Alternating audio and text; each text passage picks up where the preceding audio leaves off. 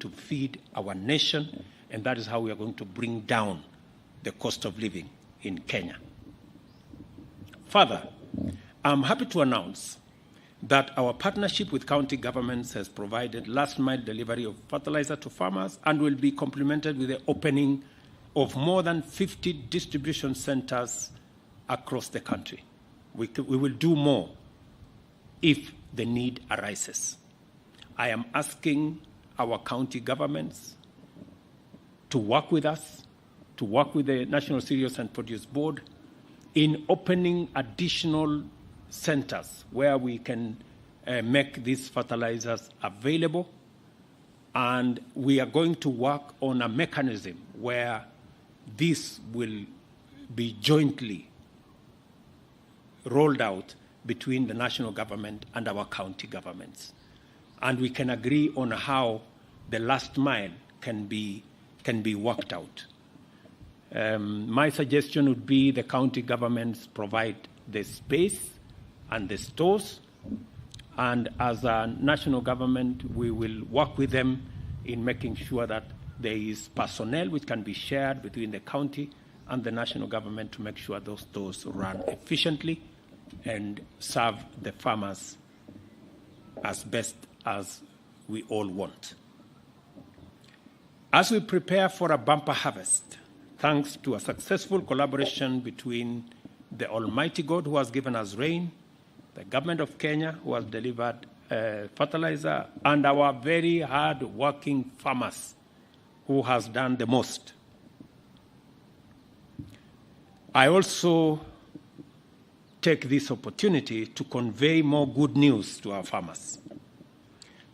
We are now implementing a national initiative to acquire 100 dryers, which will be distributed strategically to various NCPB depots nationwide, with the aim of serving maize farmers as well as cereal farmers at subsidized and highly affordable rates.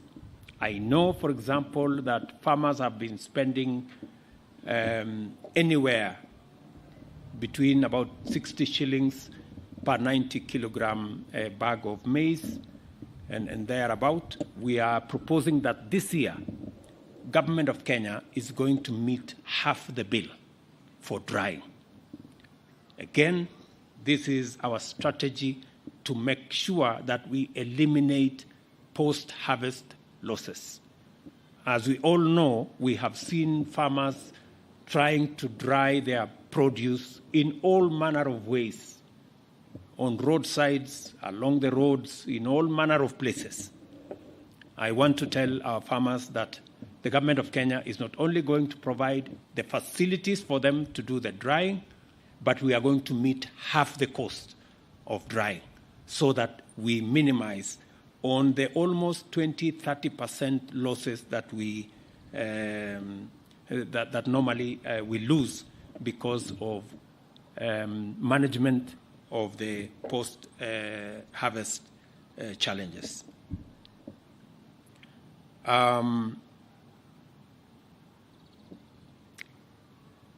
We are also doing this because the weathermen are telling us that there might be some El Nino rains further down the road, and we want to make sure that the El Nino rains do not disrupt our production.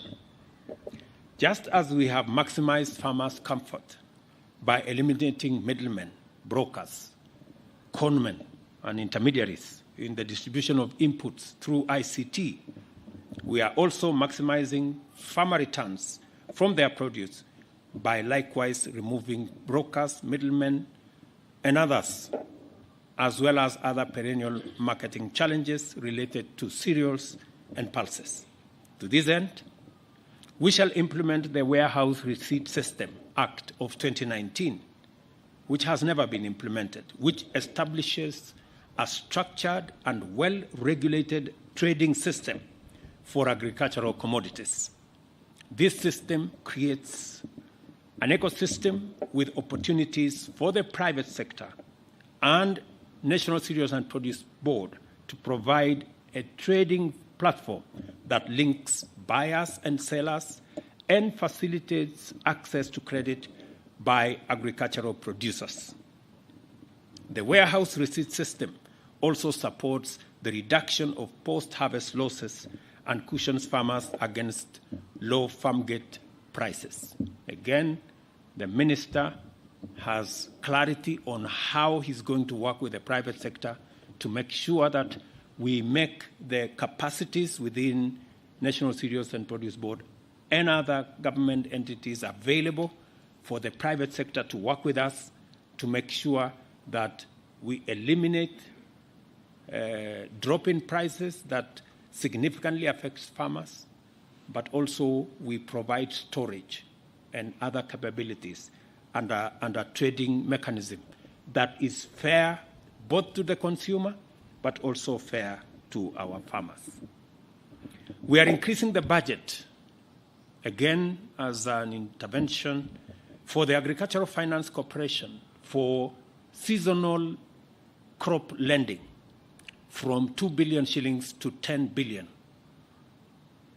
to facilitate affordable credit that will be available to our farmers.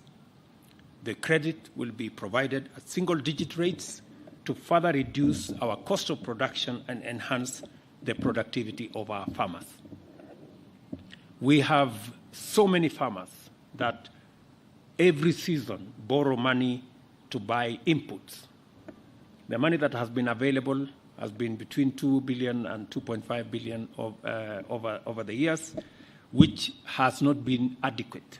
This year, we are scaling that up to 10 billion shillings, and I am telling farmers across the country that they can now have access to affordable credit to help them support the country in matters food production and also making sure that we have a thriving agricultural sector. We are also working with the private sector and county governments on a comprehensive mechanization program to increase available tractors and other farm machinery to further enhance the efficiency and productivity of our farmers. As you're all aware, some of our farmers are still using all manner of practices, including oxens and all manner, and their productivity is limited. We have scope. Our mechanization is currently at around 45%. It is the intention in the next 5 years to drive that to 75% mechanization in Kenya. The program that we already have in place is the first 10,000 tractors and other machinery. We are at the tail end of discussions between Government of Kenya and different suppliers who will be, who we are going to demand that they set up assembly plants in Kenya to support our agricultural machinery delivery and also to support our productivity. We will be giving our farmers news before the end of the year on the comprehensive mechanization plan, and I'm happy that many counties are part of this discussion so that they too can support farmers in making sure that we build on our mechanization capabilities. I commend all the governors who have responded positively and robustly to our proposal for partnership in serving our farmers so that they can serve our nation better. Thank you very much, Your Excellencies, governors who are here, and I look forward to celebrating many abundant harvest seasons this year with you and your colleagues whom you are representing here. I also thank profoundly our farmers. As I said, they are the most patriotic Kenyans that I know, that even when things are difficult, they still go to our farms to produce food for the nation. Through their hard work and the interventions we have made, through the fertilizer subsidy program and other programs, our farmers have expanded just this year an extra 200,000 acres compared to last year. Our ultimate target is to double agricultural productivity in Kenya by 2027. Your government stands with you and will support you as you pursue our shared aspiration for prosperity and national agricultural competitiveness. I say this to our farmers, and I speak to them with a lot of passion, not because I'm one of them, but because they are doing a phenomenal job. Thank you very much. I will take a few questions.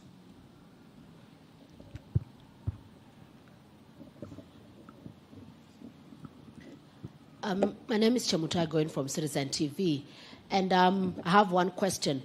There's been concern by sugarcane farmers in parts of Western and Nyanza. Some factories have closed shop, and Kenyans are actually concerned about the price of sugar because when you look at the period when you took over power, sugar was about 300 shillings, and now 2 kgs is retailing for about 510. So the concern is what is pushing the price of sugar up, and what interventions the Ministry of Agriculture and the administration is using to cushion the farmers. Thank you. Thank you very much. I agree with you that there is concern around sugar. Some of the, we've had confusion and chaos actually in the whole sugar subsector. And we are streamlining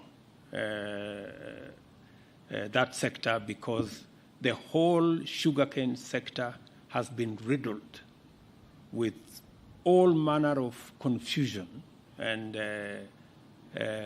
poaching of sugarcane from one corner to another.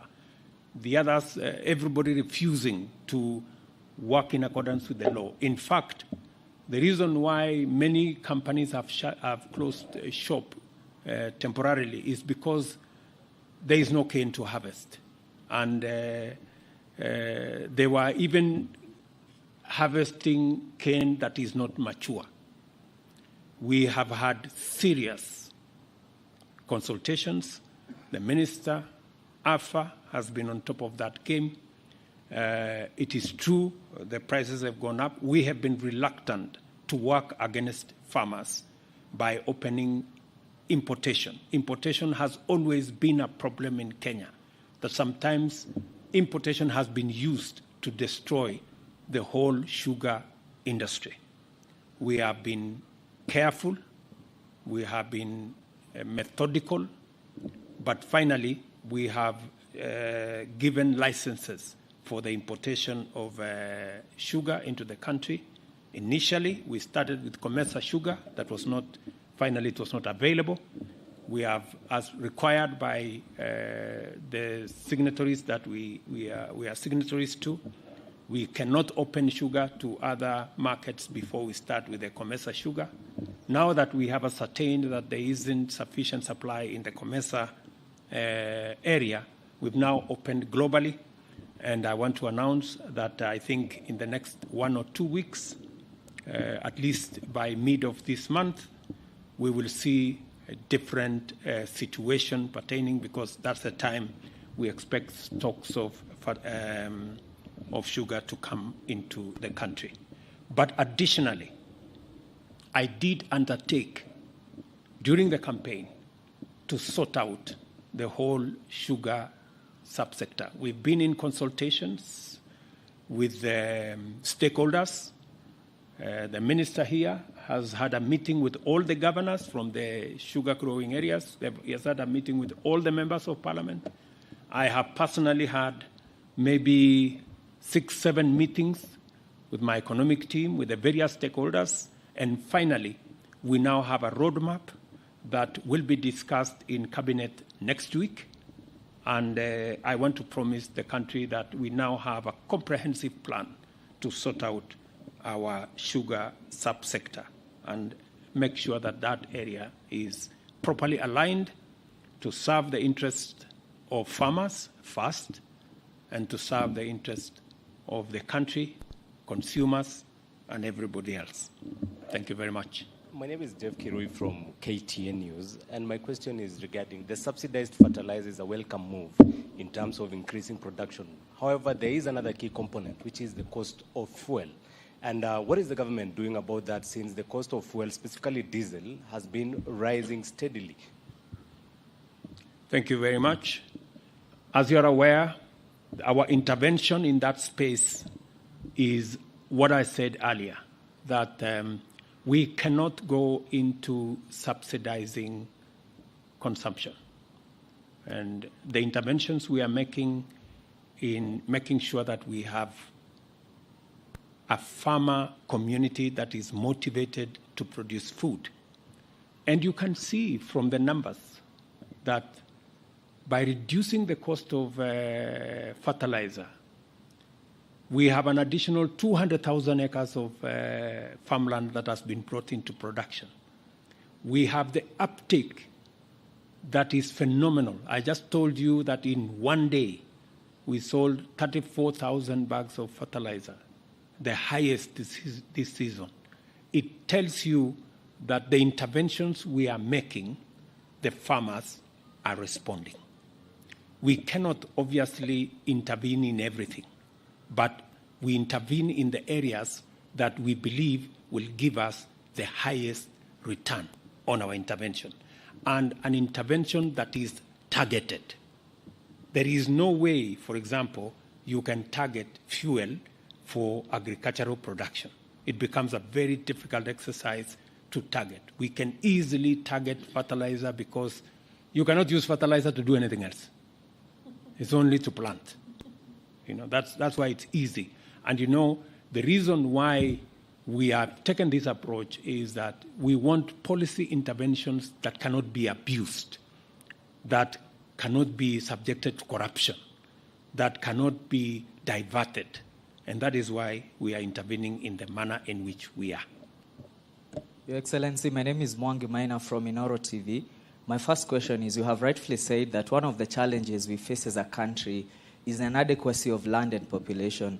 But in some of the most productive counties, we have seen a craze of land subdivision.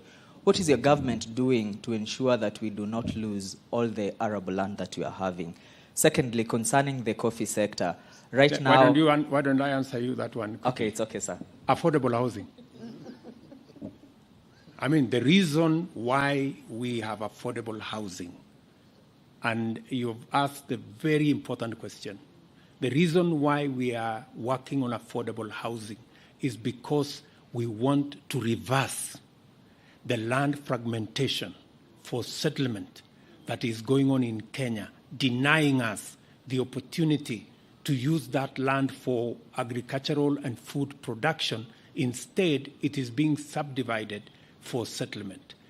Affordable housing will help us reverse that trend, consolidate land for agricultural productivity, and use the land we have for settlement by making sure that affordable housing consolidates land that is settled for housing so that we can free up land that currently is being abused through subdivision, and we can then make that land available for agricultural productivity. Finally, you can go Mr. to President, on coffee sector, currently we are not having coffee that is being sold in the Nairobi Coffee Exchange, and the government is having plans to revitalize the coffee sector. What is happening currently? We've had challenges in the coffee sector. We also, I made a commitment during the campaign that we are going to sort out this sector. We have people in that space who are chronic. And because we have to sort out that space, we've had to make some difficult decisions. Including this morning, we were having a conversation about coffee. What I want to promise the coffee farmers is that we are going to sort out this area. Imagine last year, we even made fertilizer available at 3,500 for coffee farmers. But the cartel in the coffee sector could not even allow the farmers to pick the coffee of 3,500. They were still selling fertilizer or 5,000 to farmers by force. Can you imagine that? So we are on top of it. I want to promise the coffee farmers, I know coffee farmers are not making money the way they should. Current going prices of beans is maybe 50, 60, 70 shillings. We made a commitment that we are going to have a floor price of between 100 and 120 shillings per kilo, going upwards, progressing towards 150. That is where we are going to take this. There has been a challenge of the auction. We have agreed tentatively that there will be an auction next week to make sure that the whole process does not stall. But finally, we will sort out matters around the sale of coffee. Farmers are getting a raw deal in the whole of that exercise. And 2-3 people have taken that whole sector hostage. And I want to promise our farmers that the government of Kenya is going to sort it out. Your Excellency, my name is Grace Kuriakanja from TV47.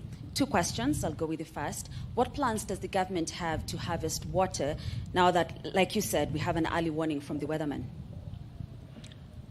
And your second question? My second question, Your Excellency, is ahead of the anticipated talks between Kenya Kwanza and Azimio. Please, let's not go there. Let's not go there. So let's stick with the first question. We have a whole program.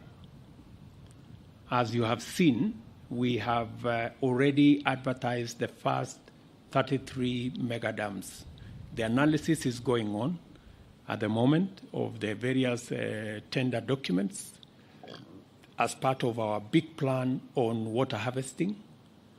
Our stretch is to do 100 mega dams, to do close to 1,000 micro dams, and close to 3,800 water ponds around the country. That is a program that Alice Wahome, CS Alice Wahome and her team are working on. They will be sending a brief to Cabinet in the next 1 week, and we are well on course on harvesting water because it is a major component that is going to drive our farming through irrigation, is going to drive our health through making sure that there is clean water for drinking, is also going to drive our livestock industry by making sure that we have water for livestock. So it's a very important sector. It is one of our big focus, our big tickets, and we are working on it. Thank you very much. My name is good people. My name is Gitao Wanjiko, and my question touches on Pelis or Shamba system.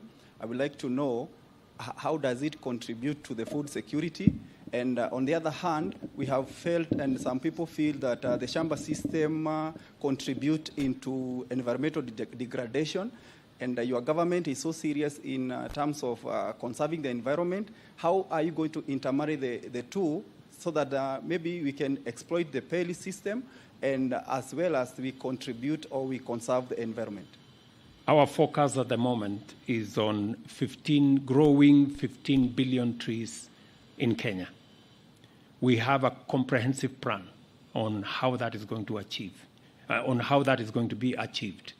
And we will be making a statement, a comprehensive statement on all the challenges we are having and what needs to be done to make sure that we respond appropriately in that space. I know there has been concern, for example, on the lifting of the moratorium on tree harvesting. I want, for avoidance of doubt, that will not be an occasion to reverse our tree planting exercise. What we are doing, we are going to make sure that exercise does not lead to what we have seen in the past. And it is the reason why this year we have hired an extra 1,500 forest officers, including wardens, to make sure that we take full charge of the exercise around our forests, and to make sure that if we are harvesting trees because they are mature and they are commercial plantations, it is just that, coordinated properly, because there is value in us using some of the resources, especially in the commercial plantations, to drive our 15 billion tree growing plan. The resources that we need in that space is going to be plowed back. In fact, there is no single coin that is going to come from commercial forestry and the harvest of commercial trees that's going to go outside making sure that we drive our plan on 15 billion trees. But again, we are going to issue a comprehensive statement in that direction. Have a good afternoon, good people. Asanteni sana. God bless you. And please pray for our farmers. They are doing a wonderful job. Asante.